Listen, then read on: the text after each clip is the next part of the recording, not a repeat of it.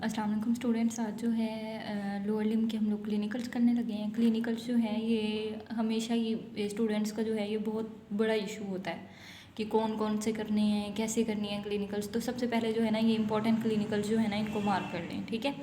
इसमें जो है ना अगर हम बोन्स की बात करें तो बोन्स में जो इंपॉर्टेंट क्लिनिकल्स है ना, injuries to the hip bone, ठीक है, ये बहुत इंपॉर्टेंट है। उसके बाद coxa vera and coxa valga, ये बहुत ज़्यादा इंपॉर्टेंट है वाइवा के लिहाज से भी, एमसीक्यूज़ के लिहाज से भी, और इवन की सिनेरियो भी कभी कभी बन के आ जाता है, ठीक है। तो ये बहुत बहुत इंपॉर्टेंट है कॉक्सा वेरा और कॉक्सा वेल्गा। उसके बाद जो है ना हमारे पास फेमोरल फ्रैक्चर्स हैं। इनमें जो है ना फेमोरल फ्रैक्चर, टिबियल और फिब्युलर फ्रैक्चर, इनमें आपने सिर्फ इतना याद रखना है कि जो है ना फ्रैक्चर की कॉमन साइट्स कौन कौन सी हैं, मेन आपने बस इतना ही याद रखना होता है। और अगर जो है हमारे पास ये फ्रैक्चर हो रही हैं तो उसके नतीजे में क्या क्या मीन रिजल्ट्स क्या होंगे उसके। उसके बाद जो है ना हमारे पास बोन ग्राफ्ट है, ये बहुत इंपॉर्टेंट है। कौन सी बोन जो है वो हम ग्राफ्टिंग के लिए यूज़ करते हैं, वो बेसिकली फिब्यूला करते हैं, वो मैं अभी बताती हूँ आपको। उसके बाद ऑस्ट्राइगोनम, ऑस्ट्राइगोनम जो है ये बहुत बहुत इंपॉर्टेंट है, ठीक है। कॉक्सा वेरा वेल्गा, उसके बाद जो है ना हिप बोन और ये ऑस्ट्राइगोनम, ये बहुत इंपॉर्टेंट है। अच्छा, उसके बाद आ जाए कि फेशिया वेन्स और लिम्फेटिक्स जो है ना उनमें हमारे पास इंपॉर्टेंट क्या है। उनमें हमारे पास आ जाता है कंपार्टमेंट सिंड्रोम, बहुत इंपॉर्टेंट है। कंपार्टमेंट सिंड्रोम बहुत इंपॉर्टेंट है। उसके बाद हमारे पास वेरिकोज वेन्स, ये बहुत इंपॉर्टेंट है, ठीक है। ये दो चीज़ें हो गई। उसके बाद आ जाए anterior and medial compartment. Anterior and medial compartment में हमारे पास charley horse, hip pointer, psoas abscess, उसके बाद जो है ना हमारे पास कॉन्ड्रोमलेशिया पटेली, ये बहुत इंपॉर्टेंट है। उसके बाद patella tendon reflex, rider strain, viva के लिए एतबार से बहुत इंपॉर्टेंट है। उसके बाद फेमोरल आर्टरी की ना हम कैन्युलेशन किस किस कौन कौन से पॉइंट्स पे कर सकते हैं, तो ये इंपॉर्टेंट है। उसके बाद हमारे पास सेफनस वेरिक्स, ये बहुत इंपॉर्टेंट है। उसके बाद femoral hernia, very very important. अगर मीन किसी ने आपसे फीमर सुनी है ना तो फेमोरल हर्निया सुने बगैर आपको भेज ही नहीं सकते वाइवा में। उसके बाद आ जाएँ हमारे पास ग्लूटियल रीजन है और पोस्टीरियर थाई रीजन है। उसके बाद उसमें हमारे पास होता है टेंडनबर्ग टेस्ट, ठीक है। ये जो है ना फुट ड्रॉप, ये मेनली वो नीचे आप लोग पढ़ेंगे इसमें, हाँ, लेग के उसमें इंजरीज में। उसके बाद आ जाता है हमारे पास पीरीफॉर्मस सिंड्रोम। पीरीफॉर्मस सिंड्रोम जहाँ पे भी आएगा उसके बाद शैटिका फौरन आ जाएगा। और जो है ना हमारे पास ग्लूटियल इंजेक्शन जो होते हैं ना, वो उनकी जो साइट है मेनली कि कहाँ पे लगा सकते हैं, तो ये बहुत इंपॉर्टेंट है। उसके बाद आ जाए पॉप्लिटियल फोसा और लेग में। लेग में हमारे पास वही फिर कंपार्टमेंटल इन्फेक्शन, जितने भी कंपार्टमेंट के इन्फेक्शन हैं या इंजरीज हैं वो बहुत इंपॉर्टेंट है। उसके बाद शिन सप्लिंट है, फुट ड्रॉप है, ठीक है। कल्केनियल टेंडन रिफ्लेक्स है, काफ पंप है। अब फुट में हमारे पास एक ही मेनली आता है, हमारे पास प्लांटर रिफ्लेक्स। अच्छा, क्लिनिकल शुरू करने से पहले ना मैं सबसे पहले जो है ना कुछ इंपॉर्टेंट पॉइंट्स बताऊंगी आपको कि क्लिनिकल जो है ना आप लोगों ने मेनली बोन्स के करने कैसे हैं। आप लोगों ने ना ये याद रखना है कि कोई भी बोन है उसके फ्रैक्चर्स, ठीक है, फ्रैक्चर्स की साइड्स किस किस साइड पे जो है ना मोस्ट कॉमनली वो फ्रैक्चर हो सकती है, और उसके बाद जो है ना कौन से लोगों में ये, अगर एक अद कोई वर्ड भी आपको याद रह जाए जैसे फुटबॉल प्लेयर्स में या बास्केटबॉल प्लेयर्स में जहाँ पे ये लिखा हुआ है बस उन्हीं में, ठीक है। उसके बाद जो है ना आपको ये पता होना चाहिए कि इसकी काज क्या है। बस ये 3 पॉइंट्स आपको पता होने चाहिए, समझे, आपका क्लिनिकल हो गया। क्लिनिकल कभी भी बच्चों ये ना कब पूरे पूरे रटा मारने से आपको कभी भी याद नहीं होंगे। क्लिनिकल का जो है ना तैयार करने का बेस्ट वे यही है कि साथ जो डायग्राम्स बनी होती हैं, ठीक है। अगर डायग्राम्स नहीं भी बनी हुई तो कोई भी क्लिनिकल है ना तो उसकी शुरू होने से पहले जो है ना आप वही 3-4 पॉइंट्स उठा के लिख दें। इसका फ़ायदा ये होगा कि आपको जो है ना वो पूरा पूरा दोबारा नहीं गो थ्रू करना पड़ेगा। आप बस वही इंपॉर्टेंट पॉइंट्स देखेंगे and then move to the next, ठीक है। इस तरह आपकी रिवीजन में बहुत फ़ायदा होगा। उसके बाद जो है ना क्लिनिकल का वेटेज, मीन बच्चे बहुत परेशान होते हैं कि क्लिनिकल जो है ना जैसे कोई बहुत ज़्यादा रॉकेट साइंस है, हमसे नहीं प्रिपेयर होते। ये जो है ना आप लोग बार बार डिस्कस करें मीन फ्रेंड्स के साथ, अगर घर में कोई अवेलेबल है तो उनके साथ बार बार जैसे आप डिस्कस करेंगे ना तो आपके क्लिनिकल जैसे फिंगर टिप्स पे हो जाएंगे। और क्लिनिकल को जो है ना खुद पे अप्लाई करके फिर किया करें आप, ठीक है।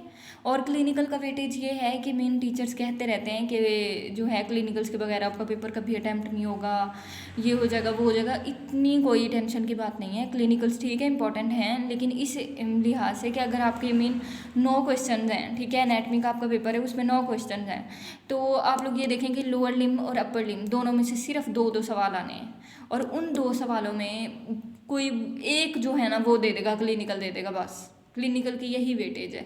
और उसके बाद अगर एमसीक्यूज देखें, एमसीक्यूज मैं आपको प्रॉफ का बता रही हूँ। एमसीक्यूज जो है ना अगर बाकी सब्जेक्ट्स हम निकाल दें, मीन ये एम्ब्रियो निकाल दें, जीए निकाल दें, ठीक है, हिस्टो निकाल दें, तो बाकी जितने एमसीक्यूज इसके रह गए ग्रॉस के, तो उसमें ज़्यादा से ज़्यादा जो है ना 8 होंगे ये क्लिनिकल से रिलेटेड बस। तो चलिए अब शुरू करते हैं हम। इसमें जो है ना अगर हम बोन्स की बात करें तो बोन्स में सबसे पहले जो ये पैराग्राफ है ये कुछ भी नहीं है, ठीक है, लोअर लिम्ब की इंजरीज में। इसमें बस यही लिखा हुआ है कि जो हमारे पास बोन्स का फ्रैक्चर होता है ना वो मोस्ट कॉमन जो है वो एडल्ट्स में होता है, क्योंकि एडल्ट्स जो है ना उनको ज़्यादा काम करने पड़ते हैं, मतलब जिस तरह फुटबॉल प्लेयर्स हो गए या डांसर्स वगैरह हो गए, तो इसलिए जो है ना उनमें ज़्यादा कॉमन इंजरीज होती हैं लोअर लिम्ब की, ठीक है। और बस यही लिखा हुआ है कि लोअर लिम्ब में जो है ना हमारे पास नी का और फुट का उनके फ्रैक्चर जो है मोस्ट कॉमन है, हिप के फ्रैक्चर्स जो हैं वो इतने ज़्यादा कॉमन नहीं होते। अब आ जाए एपिफिजियल प्लेट्स। एपिफिजियल प्लेट्स जो हैं बच्चों इनका आपको आइडिया होगा, जो एपिफिजियल प्लेट्स होती है ना ये हमारे पास ग्रोथ प्लेट्स होती हैं, ठीक है, ग्रोथ प्लेट्स होती हैं जो कि हमारी बर्थ के बाद जो है ना हमारी बोन्स ग्रो करती हैं। अब देखिए एक मैंने रफ से वो बनाई है डायग्राम, ये हमारे पास एक बोन है, ये बोन की शेफ्ट है, ये इसके 2 ग्रोइंग एंड्स हैं, ठीक है, जो शेफ्ट होती है उसको हम डायाफिसिस कहते हैं। उसके बाद जो दोनों ग्रोइंग एंड्स होते हैं ना वो हमारे पास होते हैं एपिफिसिस, और डायाफिसिस और एपिफिसिस के दरमियान में हमारे पास होती है मेटाफिसिस, मैंने वो यहाँ पे नहीं दिखाई। अब ये होती है हमारे पास एपिफिजियल प्लेट। यही जो एपिफिजियल प्लेट होती है ये कार्टिलेजिनस प्लेट होती है, हाईलाइन कार्टिलेज की बनी होती है, और यही बेसिकली ग्रोइंग प्लेट होती है, ठीक है। ये लेंथन करती है और हमारी जो बोन है वो साइज़ में भी इंक्रीज होती है, ठीक है। और जो है ना वो फिर इसमें विड्थ में जो है ना वो एक अलहदा बात है, ठीक है। तो अब देखें ये हमारे पास हो गई एपिफिजियल प्लेट। अब जो एपिफिजियल प्लेट की इंजरी है ना बच्चों, ये हमारे पास जो है जो हमारे पास ग्रोइंग बोन्स होती हैं, ठीक है, उनकी जो हमारे पास होती है ना उनकी जो ग्रोथ होती है वो बहुत जल्दी जल्दी होती है एज़ कम्पेयर टू मसल्स। अब देखिए हमारी बॉडी में बोन्स जो हैं वो जो है ना एज के साथ साथ वो बहुत जल्दी ग्रो करती हैं। अब आ जाएं हमारे पास, ये वैसे इतना इंपॉर्टेंट नहीं है, जैसे ही एपिफिजियल प्लेट पे वो कहता है कि प्रेशर पड़ा, स्ट्रेस पड़ा, उससे क्या होगा हमारे पास। अब जाहिर है एपिफिजियल प्लेट की इंजरी है ना तो हमारी जो बोन्स की ग्रोथ है वो अफेक्ट होगी, और कि वो करेगी क्या, रिजल्ट क्या होगा उसका कि इरिटेशन होगी, ठीक है, और इंजरी हो जाएगी हमारे पास प्लेट्स की, जैसे ही हमारे पास एपिफिजियल प्लेट की पे हमारे पास प्रेशर बढ़ेगा। और उसके बाद जो है ना डेवलपिंग जो बोन्स हैं तो वहाँ उनकी जाहिर है उनमें तो भी तो इंजरी होगी ना, वो अभी डेवलप हो रही हैं, जो एपिफिजियल प्लेट है उसी की ही इंजरी हो गई है। तो इसको हम कहते हैं ऑस्टियोकॉन्ड्रोसिस। ऑस्टियो मीन बोन्स और कॉन्ड्रोसिस मीन कार्टिलेज। कार्टिलेज मीन जो एपिफिजियल प्लेट थी वो क्या थी, वो बेसिकली कार्टिलेज ही थी। बस ये इतना इंपॉर्टेंट नहीं है, इसको आप लोग बेशक इग्नोर भी कर दें। उसके बाद आ जाएं कि इंजरीज जो है ना हिप बोन की, ये बहुत इंपॉर्टेंट है। अब हिप बोन की इंजरीज करने से पहले सबसे पहले जो है ना आपको इसकी कॉमन साइट्स पता होनी चाहिए फ्रैक्चर की। हिप बोन जो होती है ना वो कॉमनली इतनी जल्दी फ्रैक्चर नहीं होती, ठीक है। जब बहुत ज़्यादा हाई लेवल का ट्रॉमा होगा, कोई एक्सीडेंट वगैरह होगा, तो तब जाके हिप बोन जो है ना उसके पार्ट्स उनके फ्रैक्चर स्टार्ट होगा।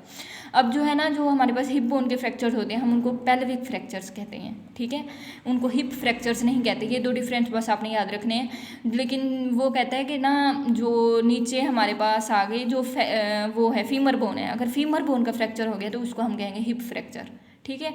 अब आगे हिप बोन्स पे जो कॉमन फ्रैक्चर्स होते हैं वो हमारे पास होते हैं एवलियन फ्रैक्चर।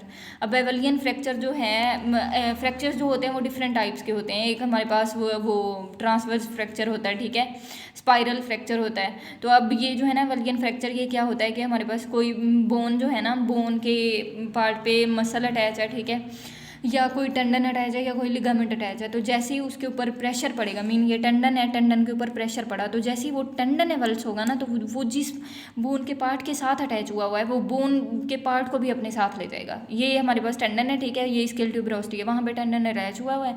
जैसे सीवियर किस्म का ट्रॉमा या प्रेशर पड़ा या ये टेंडन जो है ना सम हो ये एवल्स हुआ है तो ये अपने साथ साथ ये जैसे टूटेगा ये बोन के पार्ट को भी साथ ले जाएगा, इसको कहते हैं एवलियन फ्रैक्चर। अब जो एवलियन फ्रैक्चर होते हैं उसके मोस्ट कॉमन साइड्स क्या हैं, हमारे पास एंटीरियर सुपीरियर इलियक स्पाइन है। अब ये आपने याद रखना है कि ये जो है ना एक कॉमन सेंस भी है कि देखें अब जो बोनी पार्ट्स हैं मतलब जो प्रोजेक्टेड पार्ट्स हैं वो ज़्यादा जल्दी एवल्स होंगे ना बनिस्बत उनके कि जो बिल्कुल प्लेन पार्ट्स हैं। तो अब एंटीरियर सुपीरियर इलियक स्पाइन ये प्रोजेक्टेड पार्ट है, एंटीरियर इन्फीरियर इलियक स्पाइन, ठीक है। उसके बाद जो है ना रेमस आ गए, दोनों प्यूबिस के रेमस हो गए। उसके बाद आ जाए इसके स्केल ट्यूबरोसिटी, ठीक है, इनके जो है ना ये हमारे पास कॉमन साइड्स हैं फ्रैक्चर्स की। बस इसमें इतना ही आप लोगों को याद रह जाए बहुत है।